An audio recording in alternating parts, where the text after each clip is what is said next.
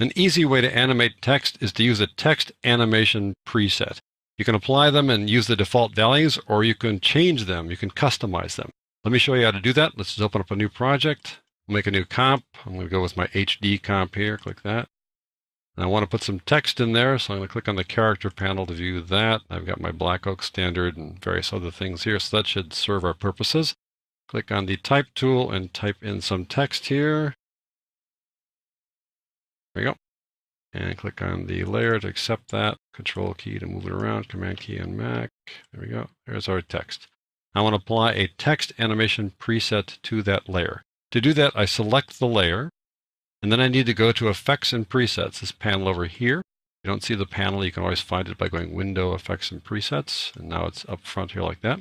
I want to open up the panel menu. Now, all panels have panel menus, and the panel menus are always in the right-hand corner there. There's little parallel lines and the disclosure triangle. Now, you may think that's the character panel menu, but it's not. It's whatever's active here. Click on that. And down here, we've got Browse Presets. So click on that. That opens up Adobe Bridge, and it opens up Adobe Bridge to the After Effects presets. You can see After Effects, Support Files, Presets, and these are all the various kinds of presets. Most of them are video effect presets, but there's one group here that's specifically for text. Let's open that up here. Double click that. These are all the various types of text animation presets, and I highly recommend that you check them out. There are so many great presets here. They can make your life really easy. So what I want to do is start with Animate In. This means that the text will come into the screen. You can preview any of these guys by just clicking on one, and then it'll play over here in the preview window. There you go, like that. So I'll preview that one. Try a different one here, like Decoder Fade In, they call it. I'm going to go with Fly In with the twist here. Now that I've decided I want to use this one, to apply it to a text layer, the text layer has to be active, and then all I need to do is just double click it. And now it's applied. And you might not have seen much happen there, but that text animation preset has been added. I'm going to open up the text layer here, go down to text. We have this Animator 1 there. Animator 1 is that preset that was applied.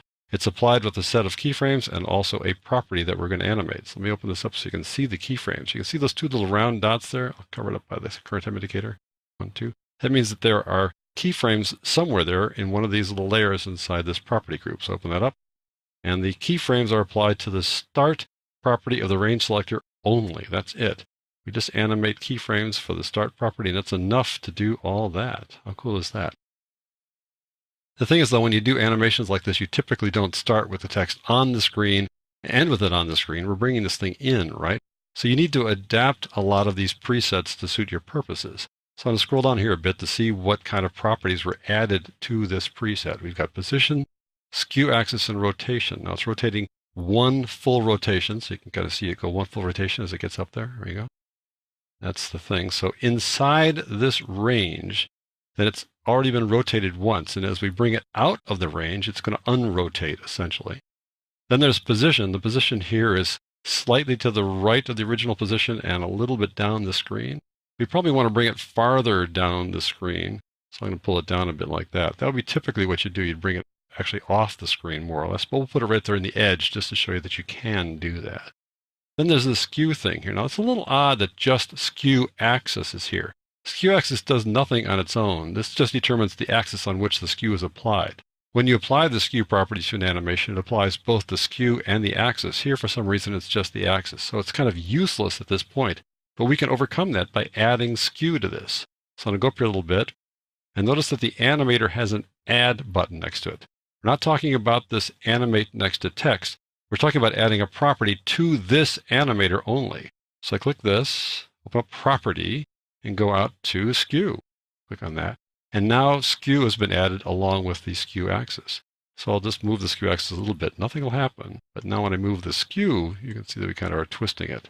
It's not going to be so dramatic here because it's going to be mainly off screen, but you can see how to do that. Typically when people animate things like this on, they usually start with the opacity set to 0 as well. So let's add opacity. Click on Add, go to Property, and add opacity from this group of transform properties.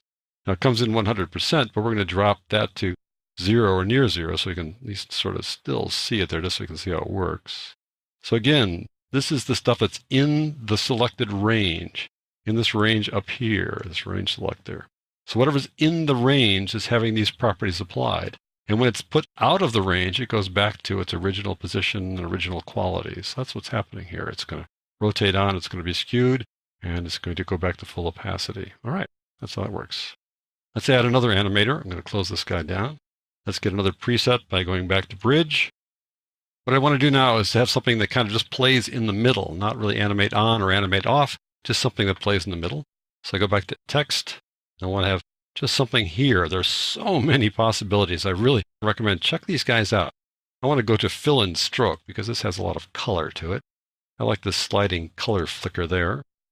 All right, so to apply that, I'm going to double click that. And that applies it to our text. You can see it turns it red, which may be a little bit of an issue that we need to overcome here. So I'm going to scroll down a bit. I also had 2 animators this time.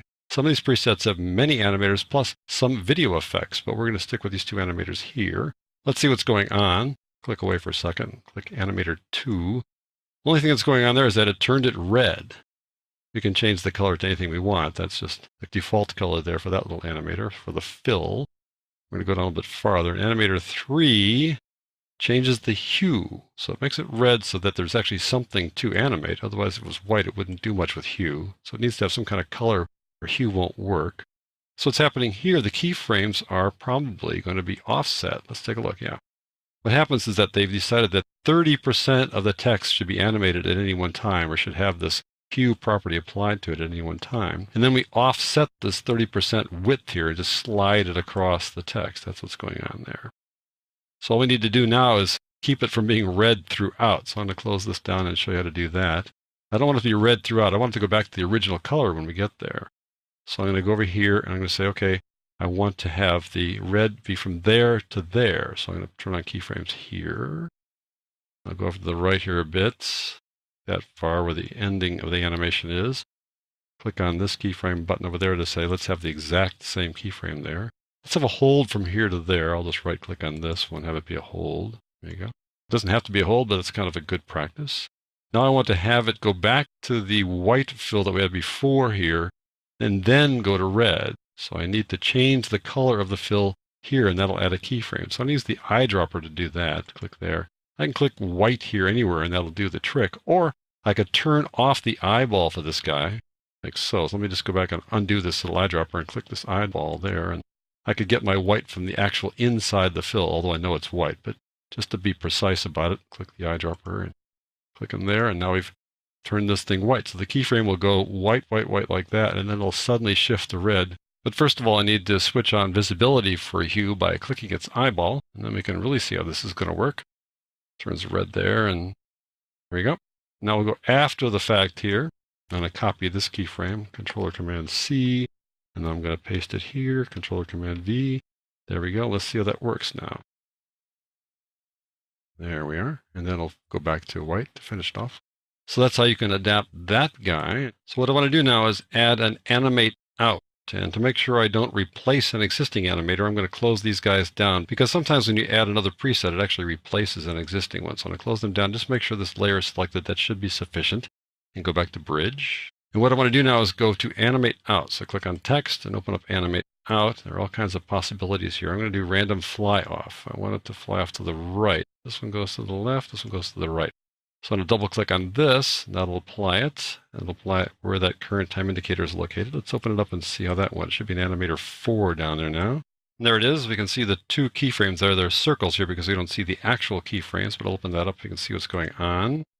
The range selector again. What we're selecting here is just the start. But we're starting at 100%. That means that the start is over here, so nothing's inside the range yet. But we're going to take the start and slide it to the left, and then put stuff in the range. So those things that are in the range then will then have the new property applied to them. And the property here is just position. It's just moving them off to the right. You can see them move over there as they go off to the right. They don't quite get off screen all the way. Again, this is one of those things where you want to adapt it to make sure it suits your purposes. So I'll take the position and slide it farther to the right so it really does go off screen when it's done. You might notice how they're kind of coming off in a random order instead of, let's say, going from T to A or A to T. They should go T to A because this guy's sliding across like that. They're not doing that because of a little feature down here in the advanced property group called randomize order, and it's on. If I turn that off, now you'll see that it actually goes from the end, and as you'd expect, like that. To turn that back on, that randomizes the order off. There we go. So let's see the whole project here and see how that turned out. Comes on from the bottom of the screen with the addition of opacity there. We got the hue coming on to red for a moment, going back to the original white, and then animating off. So there you have it. You can add multiple animation presets to a single string of text and customize those presets to work to suit your purposes.